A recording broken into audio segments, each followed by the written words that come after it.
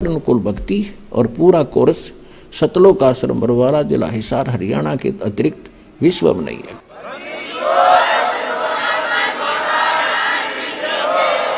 तो प्रसंग चल रहा है कि एक सतनाम के जाप को अधिकारी इस दास से प्राप्त करके एक भी सांस अपने स्वरित और निरत, मन और पवन, इन चारों पदार्थों को एकत्रित करके लेना है। कबीर साहब कहते माला तो कर में फिरे और जिव्या फिरे मुख माही, मनुआ तो चहूं दिस फिरे, ये तो सुमरण नाही। कबीर साहब कहते हैं कि हाथ में तो माला मणिया घूम रहा है और जीभ मुख में घूम रही है और मन कहीं घूम रहा है, ये सुमरण नहीं होता। कहते हैं स्वरित नृत मन पवन पर और सतनाम का वो जाप लगातार चले। स्वरित नृत मन और पवन इकट्ठे रखे। जैसे आप सिमरण करते हो, सांस के सिमरण सतनाम दिया है, या प्रथम मंत्र भी जाप करते हो, उस पर ये ध्यान रखे कि जैसे आप प्रथम मंत्र बोला प्रथम मंत्र का, तो ये सोचा ये किसके विषय में है। 5-4 जो लगातार जो मंत्र करें, 5-4 बार ये अभ्यास करें, ये किसका है। और उसके बाद बेशक शीघ्र करो, लेकिन ये ध्यान रहे मैं बोल क्या रहा हूं। अब बोलते हो सत सुकृत अवगत कबीर, तो फिर इस क्या बोल रहा हूं ये शब्द है, इस शब्द के साथ इस चित्त यानी मन को लगाना है और ध्यान रहे कि मैं क्या बोल रहा हूं, कौन से अक्षर का उच्चारण कर रहा हूं। तो इसमें स्वरित और नृत अपने आप रहेगी कि किस जाप को कर रहा हूं। स्वरित नृत मन और पवन। पवन माने वायु, जो श्वास के सिमरण से संबंधित है। ये कि इस पर श्वास जब जाप करो तो इसके साथ ये सांस भी ध्यान हो कि मैं बाहर कौन सा छोड़ रहा हूं, अंदर कौन सा ले रहा हूं और कौन मंत्र का उच्चारण कर रहा हूं। ये आपकी स्वरित और नृत में रहना चाहिए। मैं के बोलू हूं, अपनी सुरती उस पर लाए रखे। सुरती समझो आत्मा के कान हैं और नृत्य जो है आत्मा की आंखें हैं, ऐसा समझ कर दो। अब जैसे सुमन करते हो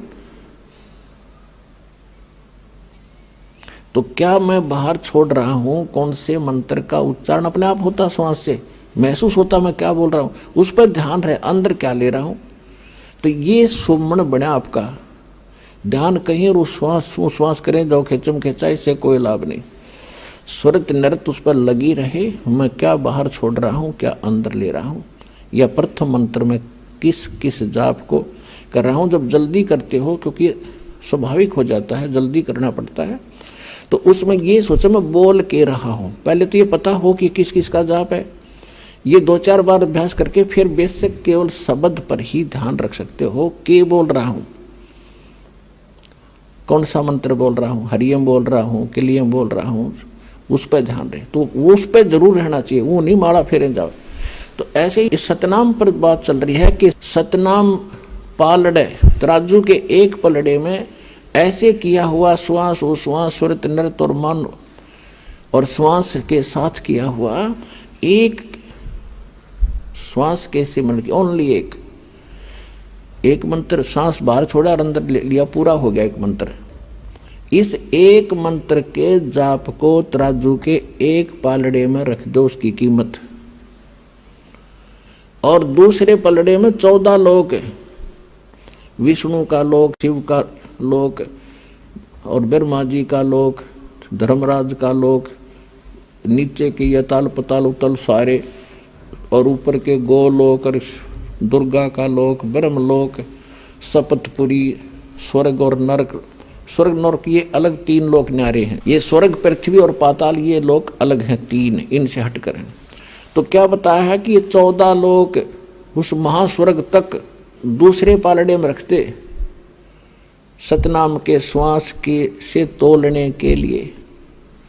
और 3 लोक ये पृथ्वी, पाताल और स्वर्ग लोक, ये तो पास संग रखा है। पासिंग क्या होती है आजकल के एजुकेटेड बच्चों को पता नहीं, क्योंकि ये ज्ञान गूढ़ रहस्य है और अपनी लोकल लैंग्वेज में ये एक सूक्ष्म वेद है।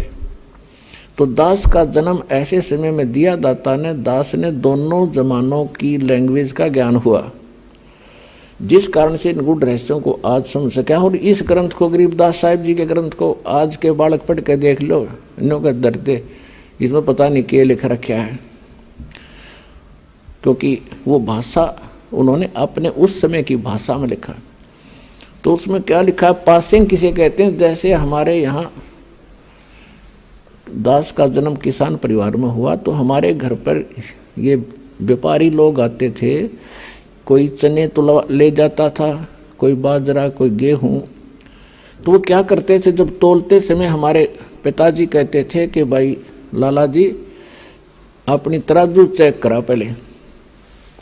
वो देखते थे अगर थोड़े से अनबैलेंस्ड होती, वो सौदा करने आया था, जैसे गेहूं का ढेर पड़ा है और उसी को तोलना था, तो गेहूं ही एक मुट्ठी उठाई उस ढेर में से और तराजू को एकसार करने के लिए, एररलेस करने के लिए, उसकी त्रुटि निकालने के लिए एक पलड़े में वो थोड़े से गेहूं डाल देता था 2-4 ग्राम, और जिससे वो डिफेक्ट तराजू का खत्म हो जाता था तो उस तरफ बट्टे रख देता था।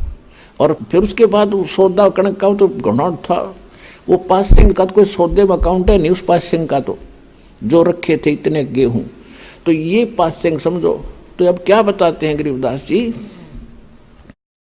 सतनाम पालड़े रंग होरी हो। सतनाम के 2 अक्षर हैं, वो तो स्पष्ट लिखा है वाणी में। सतनाम तो दास इसलिए बोल रहा है, इसको थोड़ा सा सार्वजनिक कम कर रहा हूं अभी, वैसे कर तो दिया तकरीबन। वो 2 अक्षर का नाम है, एक ओम और दूसरा वो तत् सांकेतिक है। कहते ये सतनाम है 2 अक्षर का, ये 2 अक्षर के नाम का जाप सतनाम कहलाता है। तो कहते सतनाम पालड़ रंग होरी हो और 14 लोक चढ़ावे राम रंग होरी हो। 3 लोक पासिंग धरे रंग होरी हो, तो ना तुले तुलाया राम रंग होरी हो। ओए होए, अब एक सिमरन की ओए होए इतनी कीमत है। और परमात्मा खुद अपनी वाणी में बोलते हैं, कबीर कहता हूं कहीं जात हूं और कहूं बजा के ढोल, श्वास जो खाली जात है ये 3 लोक का मोल। ये तो जो बिना नाम करे तुम खाली छोड़ रहे हो, ये भी इतना कीमती है, 3 लोक का मोल। और सतनाम के साथ जाप किया जाता, कहते 3 लोक पासिंग धरे रंग हो रही हो, तो ना तुला तुला राम रंग हो रही हो। इसकी इतनी कीमत बन जाती है सतनाम के जाप से। और फिर सारनाम, ओए होए, उसका तो कहना है कि आपके ऊपर जो परमात्मा ने रहम किया है उसका कोई एस्टीमेट लगा कर दास नहीं बता सकता, कितनी दया आपके ऊपर हुई है। यहाँ आना हंसी खेल है। आप देख लो हरियाणा के लोग कितने आ रहे हैं, और मध्य प्रदेश, उत्तर प्रदेश, राजस्थान, वहाँ से कैसे आ रहे हैं। तो कहते हैं अभी तक इन्होंने ज्ञान नहीं, या इनके इतने अच्छे संस्कार नहीं बने हैं जो यहाँ तक पहुँच सके।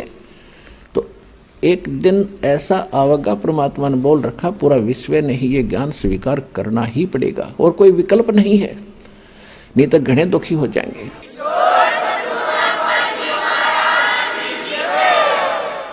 तो इस प्रकार गरीबदास जी से कहा कि बेटा तू जा, वापस जाओ आप, और इस नाम का जाप करोगे ना बहुत जल्दी भक्ति युक्त हो जाओगे।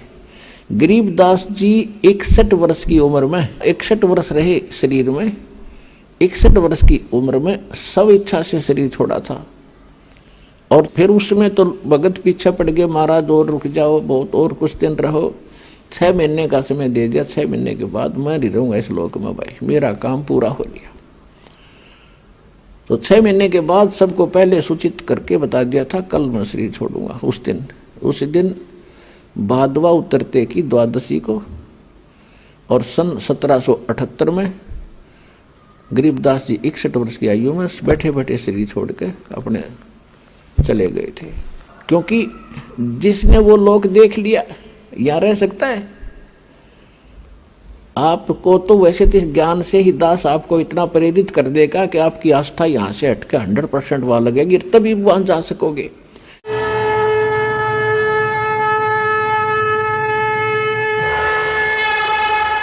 हमसे जुड़े रहने के लिए हमारे YouTube चैनल को सब्सक्राइब करें और नई वीडियो की नोटिफिकेशन के लिए बेल आइकॉन को दबाएं। अगर आप ये वीडियो Facebook पर देख रहे हैं तो लाइक जरूर करें और ज्यादा से ज्यादा शेयर करें। धन्यवाद।